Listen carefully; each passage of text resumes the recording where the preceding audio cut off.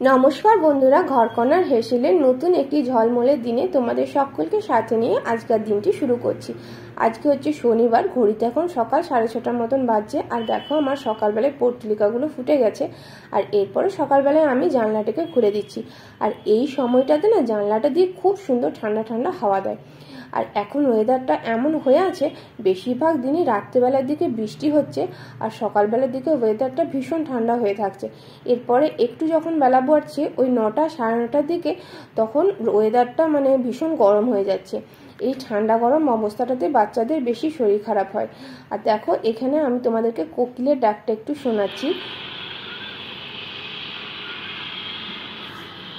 তোমরা কতটা কোকিলের ডাকটা শুনতে পেলে জানি না, তবে সকালবেলার দিক থেকে খুব সুন্দর আমাদের এখানে কোকিল ডাকে। প্রায় সারাদিনই বলতে পারো কোকিল ডাকে, সেই সন্ধে পর্যন্ত।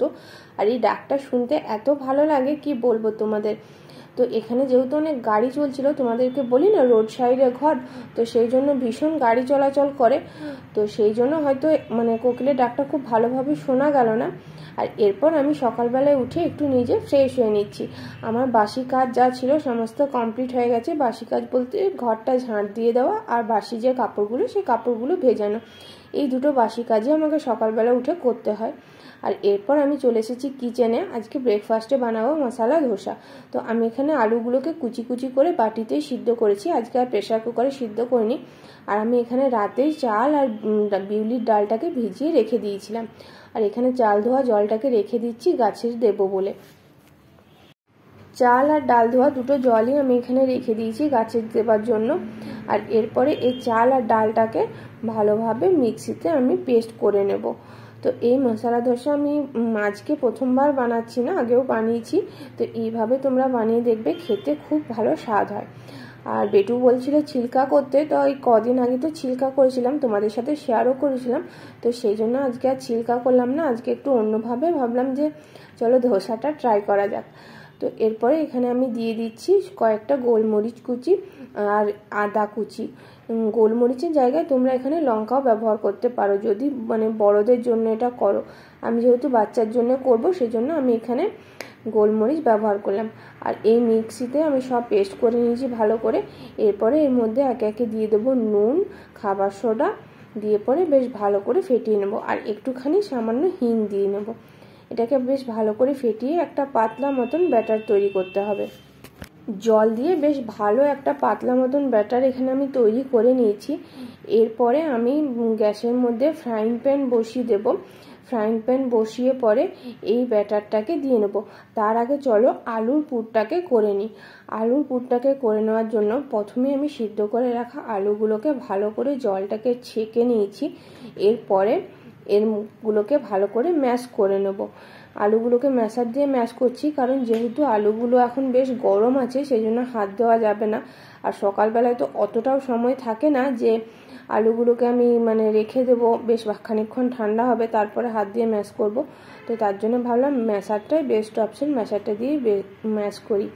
আর এখানে আমি কড়াইয়ে তেল দিয়ে দিয়েছি, দিয়ে দিলাম একটু সামান্য মতন হিং, আর দিয়ে দেবো একটু সামান্য জিরে, গোটা জিরে আমি এখানে ব্যবহার করছি। এরপরে আমি এখানে আলুর যে ম্যাশটা করে রেখেছিলাম সেই আলুর ম্যাশটাকে দিয়ে দেব। আলুর ম্যাশটাকে দিয়ে পরে আমি একে একে নুন, হলুদ, জিরে গুঁড়ো, ধনে গুঁড়ো সমস্ত যে রুটিন মশলাগুলো আছে সেই রুটিন মশলাগুলো দিয়ে পরে এখানে আমি এটাকে বেশ ভালো করে মিশিয়ে নেব। আর আমি এটা নিরামিষে করছি, তোমরা চাইলে পেঁয়াজ, লঙ্কাও, আদাও দিতে পারো, কিন্তু লঙ্কা আমি তো বেটুর জন্য দেবো না, আর পেঁয়াজ রসুন আজকে আমি ব্যবহার করব না, সেই জন্য আমি দিয়ে দিলাম একটা টমেটো। টমেটোটাকে চাইলে পেস্ট করেও দিতে পারো, কিন্তু ওইটুকুনি টমেটো আর কিভাবে পেস্ট করব সেই জন্য আমি হাতের সাহায্যে ম্যাশ করে দিয়ে দিয়েছি। আর এখানে ফ্রাইং প্যানে একটু সামান্য তেল দিয়ে পরে এই ধোসার ব্যাটারটাকে দিয়ে দিলাম। ধোসার ব্যাটারটাকে দিয়ে পরে আমি এখানে ভালো করে এটাকে স্প্রেড করে নেব। ফ্রাইং প্যানটাতে করলে দেখেছি আমার ধোসা বা ছিলকা যেটাই বলো ঠিকঠাক হয়, কিন্তু যে তাওয়াটা আছে সেই তাওয়াটার মধ্যে করলে আমার উঠতে যায় না। আর এরপরে একটা পিঠ ভালো করে হয়ে গেলে মাঝখানে আলুর ব্যাটারটা দিয়ে পরে ধোসাটাকে এইভাবে সাইড দিয়ে র্যাপ করে দেবো। তো খুব সিম্পল প্রসেস, মানে খুবই সিম্পলভাবে করা যায়। তবে চাল আর ডালের পরিমাপটাকে এখানে ঠিক রাখতে হবে। চাল আর ডালের পরিমাপটা ঠিক না হলে এখানে কিন্তু ধোসাটা প্যান থেকে উঠবে না। এখানে আমি যদি 1 কাপ মতন চাল দিই তাহলে মানে তার 1/4 কাপ মতন আমাকে ডাল দিতে হবে। তো এখানে আমি বেটু টিফিনটাকে প্যাক করে দিচ্ছি। আর আজকে জানো তো ধোসা বানাতে গিয়ে বেশ অনেকটাই লেট হয়ে গেছে। তো বেটু 7:20 গাড়ি আসে, কিন্তু আজকে বেশ অনেকটাই লেট হয়ে গেছে। গাড়িকে 5 মিনিট দাঁড়াতে হয়েছে। আর এখন আমি বেটুকে ছাড়তে যাচ্ছি নিচে। তো বেটুকে ছাড়তে যাচ্ছি আর গাড়ি দাদা বলছিলেন যে একটু টাইমে আসবেন। তো যাই হোক, এগুলো শুনতেও খুবই খারাপ লাগে, কিন্তু যেহেতু ধোসা বানাচ্ছিলাম তো সব ধোসাগুলো বানাতে বানাতে বেশ অনেকটাই লেট হয়ে গেছে। আর দেখবে একটা একটা করে মানে এই যে জিনিসগুলো বানাতে হয় না, সেই জিনিসগুলো বানাতে বেশ অনেকটাই সময় লেগে যায়। মানে একটা করে বানিয়ে তার মধ্যে আবার আলুর পুর দিয়ে র্যাপ করা। আর এরপর বেটুকে আমি ছেড়ে চলে এসেছি। বেটুকে ছেড়ে এসে পরে আমি এখন প্রথমে বেডটাকে ক্লিন করে নিচ্ছি। যেহেতু আমরা সব শুয়েছিলাম সেই জন্য বেডটাকে তো ক্লিন করা হয়নি, সবে একে একে যে যার কাজে বেরিয়ে গেছে। এরপর আমি বেডটাকে ভালো করে ক্লিন করে নিচ্ছি। আর দেখবে বন্ধুরা, ঘরের মধ্যে মেন জিনিস হচ্ছে বেডটা যদি পরিষ্কার পরিচ্ছন্ন থাকে না তাহলে ঘরটাকে দেখতে খুবই সুন্দর লাগে। আর বেডটার মধ্যে যদি এইভাবে চাদর এলোমেলো হয়ে থাকে না তাহলে ঘরটাকে দেখতে একটুও ভালো লাগে না। আর এই যে কুশন কাভারটা দেখলে, এই কুশন কাভারটার মধ্যে আমি চাদরটাকে ভরে রেখে দিলাম। আর এরপরে যেহেতু তোমাদেরকে বলি না আমার রোড সাইডে ঘর, সেই জন্য একদিন ছাড়া ছাড়া না মুছলে পরে আমার এই যে ডাস্টিংয়ের কাজগুলো না করলে প্রচণ্ড পরিমাণে ধুলো হয়। তো সেই জন্য যে উপরে কয়টা জিনিস আছে সেই জিনিসগুলোকে আমি মুছে নিচ্ছি। আর পরিষ্কার পরিচ্ছন্নতাটা দেখবে নিজের কাছে। এখন পরিষ্কার পরিচ্ছন্ন সব কিছু রাখতে রাখতে এমন একটা অভ্যাস হয়ে গেছে, একটুখানি কোথাও ধুলো ময়লা দেখলে পরে মনে হয় যে সেটাকে পরিষ্কার করে দিই। এমনকি জানো তো, আমার নিজের বাড়ি ছেড়ে যদি আমি অন্য কারোর বাড়িতে গিয়েও দেখি তো আমি বলি এটা আমি করে দেবো। মানে এরকম একটা খারাপ লাগা, মানে যারা খুবই নিজের ক্লোজ রিলেটিভ তাদের বাড়িতে বলছি, অন্য দূরের কোনো কারোর বাড়িতে বলি না। তো এরকমই একটা পরিস্থিতি দাঁড়িয়ে গেছে। তো এরপরে আমি বিছানাটাকে ঝেড়ে নিচ্ছি। বিছানাটাকে ঝেড়ে বিছানার চাদরটাকে বেশ টান টান করে পেতে দিচ্ছি। আর এই সন্ধ্যের দিকে জানো তো এত আমাদের বাড়িতে পোকা হচ্ছে, সন্ধ্যেবেলা হলে পরে জানলাগুলো খুললেই পুরো পোকা হয়ে যাচ্ছে। রাত্রেবেলাতে বিছানার চাদরটাকে একবার ঝেড়ে দিই, তারপরে আবার সকালবেলায় ঝেড়ে দিই, তাও এত পোকা হয়ে যায়। তা আমার বেডরুমটাকে ক্লিন করা হয়ে গেছে। এরপরে আমি বেড সাইড টেবিলটাকে ক্লিন করে দেবো। আর দেখবে প্রতিদিন যদি এরকমভাবে হালকা হাতে ক্লিন করে দেওয়া যায় না তাহলে পরে খুব বেশি একটা মানে ধুলো ময়লা জমতে পারে না। আর জমলে পরেও সেগুলো একদিন অন্তর অন্তর ক্লিন করলে পরেই সহজেই চলে যায়। আর কিন্তু যদি কাজ অনেক দিন ধরে জমিয়ে রেখে দাও তাহলে দেখবে সেটা সারতেও অনেক সময় লেগে যায়। আর তখন না নিজের মধ্যেও একটা নেগেটিভিটি কাজ করে। তাই পরিষ্কার পরিচ্ছন্ন যতটা সম্ভব থাকা যায় ততটা সম্ভবই ভালো। যদিও সব দিকটা সামলে উঠে সবসময় পারি না, কারণ যেহেতু আমার ডিউটি থাকে, তো ডিউটি ছাড়া যখন সময় পাই তো ঘরে থাকি তখন আমি যতটা সম্ভব ঘরটাকে পরিষ্কার রাখার চেষ্টা করি। আর ওই দিকের ড্রয়ারটাকে আমি মুছে নিয়েছি, এরপরে এই দিকের ড্রয়ারটাকে মুছে নিচ্ছি। আর এই ড্রয়ারগুলো না সাদা, তো সেই জন্য না ভীষণ পরিমাণে ধুলো পড়ে। আর ধুলো পড়লে না সেটা খুব চোখে লাগে। দেখবে সাদা জিনিসের উপর ধুলোটা খুব সহজেই বোঝা যায়। তো এই জন্য আমি ড্রয়ারটাকে মুছে নিচ্ছি। আর ড্রয়ারগুলোকে না একটু টেনেও দিলাম, তাহলে পিছনটা না পিউ ঝাঁট দিয়ে ভালো করে মুছতে পারবে। আর এদিকে আজকে রান্নাঘরটাকে পুরো ক্লিন করেছি। রান্নাঘরে এই তাকটা এই জায়গাটায় থাকতো, ওই তাকটাকে বার করে ওখানে রেখেছি।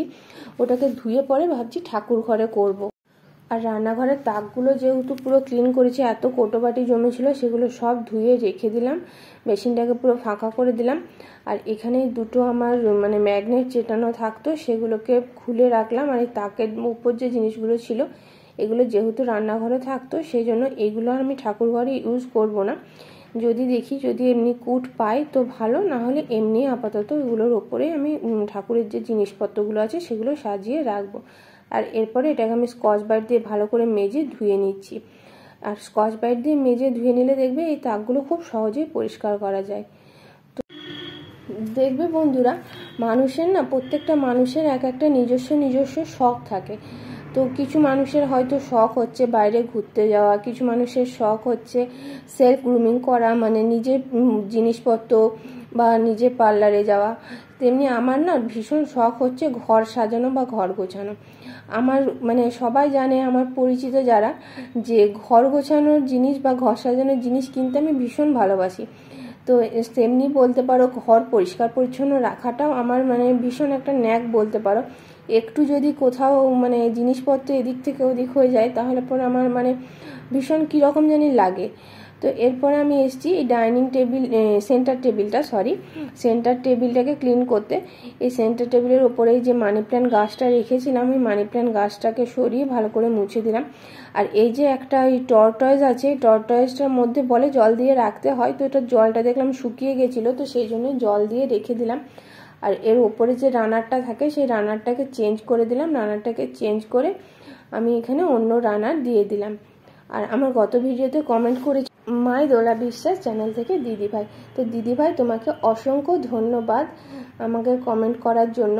আর তোমাদের এই ছোট ছোট কমেন্টগুলো আমাদেরকে ভিডিও বানাতে খুব সাহায্য করে। তো যাই হোক, এরপরে আমি যে এখানে যে ল্যাম্পটা আছে, ল্যাম্পটার মধ্যে দেখো কত ধুলো পড়েছে, বেশ কয়েকদিন এটাকে পরিষ্কার করা হয়নি। তো এগুলোকে পরিষ্কার করে জিনিসগুলোকে জায়গায় জায়গায় রেখে দিচ্ছি। এই সব জিনিসগুলোকে আমি জায়গায় জায়গায় রেখে দিচ্ছি। আর এরপরে আমি এখন যাব বাথরুমটা ক্লিন করতে, যাকে বলতে পারো আজকে একদিনে আমি প্রচুর ক্লিনিংয়ের কাজ করেছি। তো এদিকে আমি এখন বাথরুমটাকে ক্লিন করার আগে ভাবলাম এই ইনভার্টারের ওপরটাতে যে ফুলদানিগুলো আছে এগুলোকেও একটু পরিষ্কার করে নিই। তো যাদের মানে এমনি ধুলো দেখতে পারে না এরকম অভ্যেস আছে না, তাদের যে জায়গাটাতে একটু ধুলো লাগে সেই জায়গাটায় মনে হয় মুছে নিই, ধুয়ে নিই। তো এইখানটা আমি পরিষ্কার করে নিচ্ছি। আর ওই যে বললাম যে প্রতিটা মানুষের এক একটা শখ বা এক একটা অভ্যেস আছে। মানুষের শখ বা অভ্যেসটা সেটা মানুষের ব্যক্তিত্বের উপর ডিপেন্ড করে। তো যাদের যেটা মানে শখ, অনেকে দেখবে আগোছালোভাবে থাকতেও মানে সুন্দর থেকে যাচ্ছে, ঘর আগোছালো পুরো জামা কাপড় পরে আছে সেখানেও সুন্দর থেকে যাচ্ছে। আবার অনেকে দেখবে জায়গার জিনিস জায়গায় না থাকলে তাদের মানে মানে যেন দিনটাই ভালোভাবে পার হচ্ছে না, এইরকম পরিস্থিতি। তো সেটা মানুষের ব্যক্তিত্বের উপর ডিপেন্ড করে কীরকমভাবে মানুষ জীবনযাপন করবে। আর জীবনযাপনের স্টাইলটাও সেটা মানুষের উপর ডিপেন্ড করে। জীবনে না ডিসিপ্লিন আর পাংচুয়ালিটি এই দুটো জিনিস না থাকা ভীষণ দরকার। এই দুটো জিনিস না হলে না জীবনটা মানে মনে হয় না জীবনটা জীবনে অনেক বেশি না পাওয়া জিনিস তখন পাওয়া যায়। আর দেখবে যদি তুমি নিজের কর্ম করে তারপরে তোমার যদি না পাওয়ার জিনিসটা থাকে, তো তোমার মনে হবে কি আমি তো আমার নিজের কর্মটা করেছিলাম, তারপরে আমার সেটা হয়তো প্রাপ্তিতে নেই, ভাগ্যে নেই, সেই জন্য কিন্তু নিজের কর্মটা মানুষকে নিজেকে করতেই হবে। আর এই দেখো এই যে ড্রয়ারগুলো, এই ড্রয়ারগুলোর ওপর আমি এইভাবে স্টিকার চিটি দিয়েছি, তাতে না জিনিসগুলো খুঁজে পেতে খুব সহজ হয়। তাছাড়া যেহেতু ড্রয়ারগুলো মাল্টিপল কালার আছে, ট্রান্সপারেন্ট নয়, সেই জন্য ড্রয়ারগুলোতে না জিনিসগুলো চট করে খুঁজে পাওয়া যেত না। তো এইভাবে ড্রয়ারগুলোকে আমি অর্গানাইজ করে রেখেছি। আর এখানে আমি বাথরুমে চলে এসেছি, আজকে বাথরুমটাকেও ডিপ ক্লিনিং করব।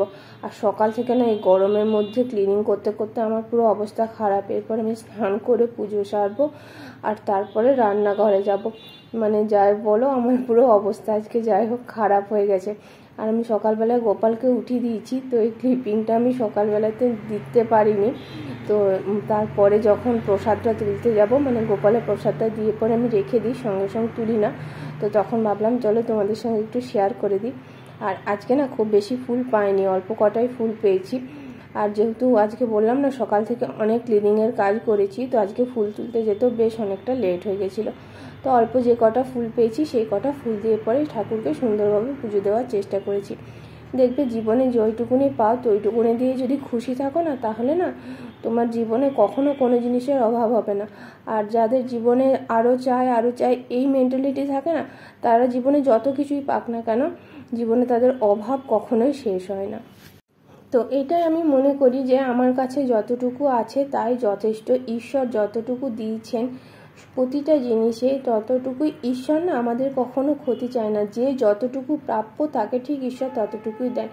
যেটুকু আমার অপ্রাপ্তি আছে সেইটুকু নিশ্চয়ই আমি যোগ্য নই, সেই জন্য হয়তো ঈশ্বর আমাকে সেইটুকু জিনিস দেননি। এটা আমার মনের বিশ্বাস বলতে পারো, ধারণা বলতে পারো, যে ঈশ্বর আমাদেরকে যেইটুকুনি দিয়েছেন সেটা আমার নিজের প্রাপ্তি। আর আমি যেইটুকুনি পাইনি সেটা হচ্ছে আমি যোগ্য নই সেটার, সেই জন্য ঈশ্বর আমাকে দেয়নি। আমি যদি কোনোদিন সেই জায়গাটার যোগ্যতা অর্জন করতে পারি তাহলে নিশ্চয়ই ঈশ্বর আমাদেরকে সেই জিনিসটা দেবেন। তো এই মানে ধারণাটা আমার মনের মধ্যে আছে যে নিজের কর্ম নিজে করো, নিজের কর্ম নিজে করে যাও, ঈশ্বর সব কিছু দেখছেন। তুমি যদি কখনো তোমার মানে যে জিনিসটা পাওয়া হয়নি সেই জিনিসটার পাওয়ার যোগ্যতা অর্জন করো, ঈশ্বর নিশ্চয়ই তোমাকে দেবেন। আর এই যে কালকে তোমাদেরকে দেখালাম না যে আমি যে জুয়েলারিগুলো ঠাকুরের জন্য নিয়ে এসেছিলাম, সেই জুয়েলারিগুলো আজকে ঠাকুরকে পরিয়ে দিলাম। আর এই কোমর বিছাটা চেনটা বড় করেছিলাম, খুব সুন্দর হয়েছে গো, জানো কোমর বিছাটা এত সুন্দর ঠাকুরকে সহজে পরানো যাচ্ছে। আর এগুলো তো ঠাকুরের ছিল, এগুলোকে আগে পালিশ করে নিয়েছি একটুখানি। আর এরপরে ঠাকুরের এই জায়গাটাকে একটু ভালো করে পরিষ্কার করে দিলাম। তারপর আমার গোপালকে আমার নিজের জায়গায় বিরাজমান করলাম। আর এই দেখো আজকে গোপালের সাজ কেমন লাগছে তোমরা অবশ্যই কমেন্ট করে জানাবে। আর এখানে আমি ঠাকুরের প্রসাদ সাজিয়ে নিয়েছি। তারপরে এখানে আমি ঠাকুরের ফুল দিয়ে দিচ্ছি। দেখো যে কটা ফুল আছে সেই কটা ফুল দিয়ে কি সুন্দরভাবে ঠাকুরকে সাজিয়ে দিলাম। আর তারপরেও যেন ফুল রয়ে গেছিলো বেটুর জন্য, মানে আমি ফুল রেখে দিয়েছিলাম। ও যেহেতু পুজো দেয় তো সেই জন্য আমি ওর জন্য একটুখানি করে ফুল প্রতিদিন রেখে দিই। আর বাচ্চাদের মধ্যে ছোট থেকে এভাবে ঈশ্বরের প্রতি যদি একটু করে ভক্তি আনা যায় তাহলে দেখবে বড় হয়ে তার অটোমেটিক ঈশ্বরের প্রতি ভক্তি আনবে। আর দেখবে বাচ্চারা না ছোট থেকে যেটা দেখে বড় হয় সেটাই বাচ্চারা শেখে। ও যেমন দেখে আমাকে ঠাকুর পুজো করতে, ও আমার পাশে বসে থাকে, জানো তো আমি যখন ঠাকুর পুজো করি ও বলে মা আমি একটু তোমার পাশে বসবো। আমি যতক্ষণ প্রদীপ আর ধূপটা না জ্বালাচ্ছি আমি ওকে বলি বসতে, ঠিক আছে বসো, কিন্তু প্রদীপ আর ধূপটা জ্বালালে যেহেতু অনেক গরম হয়ে যায় তো ঘরটা, বাচ্চা মানুষ, সেই জন্য আমি বলি যে না তুমি এখন চলে যাও, আমি এবারে প্রদীপ জ্বালাবো। তো ও যখন দেখে তো ও তারপর থেকে হঠাৎ করে বলে মা আমার জন্য ফুল রাখবে, আমিও কাল থেকে পুজো দেবো। এটা বেশ কিছুদিন আগেকার কথা বলছি তোমাকে। তারপর থেকে আমি ওর জন্য ডেলি একটু করে ফুল রাখি। তো ও ঠাকুরকে হয় চকলেট বা যদি কখনো ওর সম্ভব হয় তাহলে ও প্রসাদ এই সকল দেয়। আর এইদিকে দেখো আমি সুন্দর করে য কটা ফুল পেয়েছিলাম সে কটা ফুল দিয়ে ঠাকুরকে সাজিয়ে সুন্দর করে পুজো দিয়ে নিয়েছি। আর সুন্দর করে পুজো দিয়ে নিলে দেখবে মনের মধ্যে একটা আলাদা শান্তি কাজ করে। তো এদিকে আমার তো পুজো দেওয়া কমপ্লিট। আর এখানে বেটুর জন্য কয়েকটা ফুল রেখে দিলাম। আর এরপরে আমি রান্নাঘরে ভাত আর ডালটাকে আগে বসিয়ে দিয়েছি। আর আজকে করব গিয়ে হলো পেঁয়াজ পোস্ত। আর এখানে আমি চা পাতাটা রেখেছি, চা পাতা আর এই যে ভাত বসিয়েছিলাম সেই চাল ধোয়া জলটা, সেই জলগুলো সব আমি রেখে দিয়েছি, এগুলো আমি গাছে দেবো বলে। আর এই চা পাতাটাকে না ভিজিয়ে ভিজিয়ে ভাবছি সার তৈরি করব। আমার গাছগুলোতে কি হয়েছে কি জানি, এখন আর ফুল আসছে না। বেশ কিছুদিন আগেও কিন্তু বেশ অনেকগুলো করেই ফুল আসতো, প্রায় জবা ফুলগুলো অনেকগুলো করে ফুটতো, কিন্তু এখন কি জানি গাছগুলো তো খুব সুন্দর আছে কিন্তু ফুল আসছে না। তো যাই হোক বেশ কিছুদিন যেহেতু বাড়িতে ছিলাম না, গাছগুলোর যত্নও করা হয়নি, তো সেই জন্য ভাবলাম যে গাছগুলোকে এবার একটু যত্ন করতে হবে। কোনো জিনিসই দেখবে যত্ন ছাড়া না কখনোই সেটার থেকে কিছু পাবে না। তা তুমি গাছই বলো, সম্পর্কই বলো, সংসারই বলো আর কাজই বলো, যে কোনো জিনিসই তুমি যদি কাজটাকেও যত্ন দিয়ে না করো না তাহলে সেই কাজটার থেকে কোনো ফল পাবে না। সম্পর্ক মানুষের জীবনে যে কোনো সম্পর্কে তুমি যদি যত্নশীল না হও সেই সম্পর্ক কোনো দিন টিকবে না। তেমনি গাছগুলোর সঙ্গে সেরকম সম্পর্ক, যতদিন না তুমি জিনিসটার প্রতি যত্নশীল হবে কোনো জিনিসই সঠিকভাবে তোমার কাছে থাকবে না। আর এরপর আমি পেঁয়াজ পোস্ত করার জন্য আগে কড়াইয়ের মধ্যে দিয়ে দিলাম একটু কালো জিরে, আর এখানে পেঁয়াজগুলো দিয়ে একটু নুন দিয়ে ভাজা ভাজা করে নিয়েছি। পেঁয়াজ পোস্ত করা ভীষণ সহজ, এটা দেখাবার কিছু নেই। তো আর এদিকে আমার পেঁয়াজ পোস্তটা কমপ্লিট হয়ে গেছে করা। আর এইদিকে আমি গ্যাসটাকে মুছে নিচ্ছি। গ্যাসটাকে কেন মুছে নিচ্ছি তোমাদেরকে আমি একটু পরে বলছি। এদিকে আমি কড়া বসিয়ে দিয়েছি, কড়ার মধ্যে দিয়ে দিয়েছি তেল। আর তেল দিয়ে পরে এখানে গোটা জিরে দিলাম। আর আমি না একটা ভিডিওতে দেখেছিলাম যে আমের চাটনি করার সময় কালো জিরে বা পাঁচ ফোড়নের বদলে গোটা জিরে দিয়ে করবেন, খুব ভালো হয়। হ্যাঁ গো সত্যি স্বাদটা কিন্তু খুব ভালো হয়েছিল। আর এখানে আমগুলোকে দিয়ে নুন দিয়ে ভাজা ভাজা করে নিলাম, সামান্য একটু হলুদে দিলাম। আর যে কারণের জন্য গ্যাসটাকে মুছে নিয়েছিলাম, এখানে যে ঠাকুরের প্রসাদের বাতাসা নকুলদানা ছিল, খেজুর ছিল, সেগুলো আমি আমের চাটনিটার মধ্যে দিয়ে দিলাম। যেহেতু পেঁয়াজটা রান্না করেছিলাম তো সেই জন্য পরে ওখানে আমি গ্যাসটাকে মুছে নিয়েছিলাম। আর তারপর একটু চিনিও দিয়ে দিয়েছি। আর এখানে আমি কৌটোগুলো সকালে ধুয়েছিলাম বললাম না, তাকটা পরিষ্কার করেছিলাম, তো এখানে কৌটোগুলোর মধ্যে জিনিসগুলোকে সব ঢেলে দিলাম যেগুলো খালি খালি ছিল। আর কালকে তো রবিবার আছে, তো কালকে ভাবছি একবার যাব বাজারে, কালকে বাবার ছুটি থাকবে, তো সেই জন্য কালকে আমি বাজারে যাব। তো বাজারে গিয়ে মাসকাবারির যে জিনিসটা, মাসকাবারির জিনিসগুলো নিয়ে আসব। তো সেই জন্য আজকে যে ফাঁকা কৌটোগুলো আছে সেই কৌটোগুলোকে সব একদম যে জিনিসগুলো রাখা আছে ভেতরের মধ্যে সব ঢেলে দিচ্ছি। আর এখানে ছোট 5 কৌটোটার মধ্যে আমি আমার সব যে রুটিন মশলাগুলো, কালো জিরে, জিরে গুঁড়ো, ধনে গুঁড়ো, হলুদ সমস্ত কিছু ঢেলে দিলাম। এটাতে না কাজ করতে খুব সুবিধা হয়। আর 5 ফোড়ন ওইটুকুনি ছিল, তো সেই জন্য 5 ফোড়নটাকেও ঢেলে দিলাম। আর এরপরে এখানে আজকে করব মাছের ঝোল। এই গরমে না এইভাবে মাছের ঝোল করলে খুব ভালো লাগে খেতে। মাছের ঝোলটা একদম প্লেনভাবে করব, আদা আর টমেটো দিয়ে, পরে কোনো রকম কোনো মশলা সেরকমভাবে আজকে মাছের ঝোলে ব্যবহার করব না। এখানে নুন হলুদ দিয়ে পরে ভালো করে মাছটাকে আমি ভেজে নেব। এখানে আমি প্রথমে কড়াই বসিয়ে দিলাম, কড়াইয়ের মধ্যে ফোড়নে দিলাম কালো জিরে দিয়ে পরে আমি এখানে সামান্য মতন টমেটোটাকে কুচিয়ে দিয়ে দিয়েছি। এখানে আমি অর্ধেকখানা টমেটো ব্যবহার করেছি, যেহেতু আমাদের 3টে মাছ আছে সেই জন্য আমি অর্ধেকখানা টমেটো ব্যবহার করেছি। তোমাদের যদি মাছের পরিমাণ বেশি থাকে তোমরা বেশি পরিমাণে টমেটোটা ব্যবহার করবে। এরপরে টমেটোটাকে সামান্য নুন দিয়ে পরে কষিয়ে নেব, তাতে টমেটোটা বেশ নরম হয়ে যাবে। আর তারপরে আমি এখানে যে রুটিন মশলাগুলো আছে সেই রুটিন মশলাগুলো দিয়ে পরে এই বাটিটা ধুয়ে জল দিয়ে দেব। এরপরে আমি এখন চলে এসেছি এখানে, ওইদিকে মাছের ঝোলটা কষাতে থাকছি আঁচটা কম করে, আর এইদিকে আরও বাকি যে জিনিসগুলো ছিল সেই বাকি জিনিসগুলোকে ঢেলে নেওয়ার জন্য। বাকি জিনিসগুলোকে এখন আমি ঢেলে নিচ্ছি। আর এই সব কৌটোগুলোকে আজকে সকালে আমি ভালো করে ধুয়ে নিয়েছি। আর ওইদিকে না গ্যাসটা কমিয়ে মাছের ঝোলটাকে কষাচ্ছি। আর এইভাবে দেখবে কাজ করলে পরে কাজ করার অনেক সুবিধা হয়, আর না কাজটা খুব তাড়াতাড়ি করে হয়ে যায়। দেখো মাছের ঝোলটা থেকে আমার পুরো তেল বেরিয়ে গেছে। এরপর আমি এর মধ্যে দিয়ে দেবো গরম জল করে নিয়েছি। গরম জলটাকে আমি এর মধ্যে দিয়ে দেবো। এরকমভাবে পেঁয়াজ রসুন ছাড়া তোমরা কোনোদিন মাছ বাড়িতে ট্রাই করে দেখবে খেতে খুব ভালো হয়। যেহেতু আমরা তো ঝাল খাবো, তো সেই জন্য আমি লঙ্কাটা বেশ ভালোভাবে সেদ্ধ হয়ে যাবে, আর তারপরে বেটুর জন্য তুলে রেখে পরে, কিন্তু লঙ্কাটা গোটা থাকবে, বেটুর জন্য তুলে রেখে পরে লঙ্কাটাকে আমি ভালো করে ম্যাশ করব। এইভাবে করে দেখবে তোমরা, যদি কোনোদিনও বাড়িতে বাচ্চা থাকে, খুব সুন্দরভাবে লঙ্কাটাও সেদ্ধ হয়ে যায়, লঙ্কার কোনো কাঁচা গন্ধ স্মেল আসে না, আর ঝালটাও মানে বাচ্চাদের তরকারিতে ঝালটাও যায় না। আর এরপরে বেটু স্কুল থেকে চলে এসছে, তো বেটুকে একটু গ্লুকন-ডি জল দিয়ে দিচ্ছি। বাইরে যা গরম, এখন তো প্রায় 1টার মতন বেজে গেছে।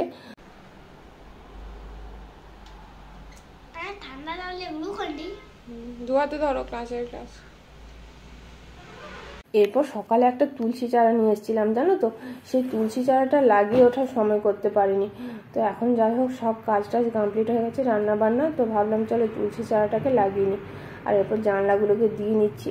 এখন অনেকটাই বেলা হয়ে গেছে, আর একটু আগে জানলাগুলোকে দিলে ভালো হতো, কিন্তু ওই যে মানে বেটুকে আবার নিচের থেকে নিয়ে আসতে হলো, তো সময় একদম করে উঠতে পারিনি। তো এখন জানলাগুলোর পর্দাগুলোকে ভালো করে টেনে দিচ্ছি। আর এখানে দেখো বেটু পুজো দিচ্ছে, তো ও ঠাকুরকে এইভাবে পুজো দেয়। তো বাচ্চা মানুষ তো, ও যেরকমভাবে পুজো দেয় আমি ওকে সেইভাবেই পুজো দিতে দিই। আমি ওকে মানে এটা করো না ওটা করো না এরকম কোনো বাধা নিষেধ দিই না, খালি আমি ওকে কয়েকটা মন্ত্র শিখিয়ে দিয়েছি, প্রতিদিন ঠাকুরের সামনে বসে সেই মন্ত্রগুলোকে বলে। আর এরপর ও শিব ঠাকুরকে জল দিয়ে দেয়। তো শিব ঠাকুরকে জল দেওয়ার জন্য না ওকে আমি মানে যে ইয়েটা পিতলের যেটা আছে ওটা ওকে আমি দিই না, ছোটো এই ঘটিটাতে করে জল দিতে সুবিধা হয়, সেটাতে করে ও জল দেয়। তো বেটুর পুজো দেওয়া কমপ্লিট হয়ে গেছে। চলো এবার আজকে আমাদের লাঞ্চে কী করেছি দেখিয়ে দিচ্ছি। এখানে জামের চাটনি, পেঁয়াজ পোস্ত, মাছ ভাজা, ডাল, আর এখানে আছে মাছের ঝোল। তো চলো বন্ধুরা, আজকের ভিডিওটা এখানেই শেষ করছি। কেমন লাগলো ভিডিওটা অবশ্যই কমেন্ট করে জানাবে। ভিডিওটা ভালো লাগলে চ্যানেলটাকে সাবস্ক্রাইব করে অবশ্যই পাশে থাকবে।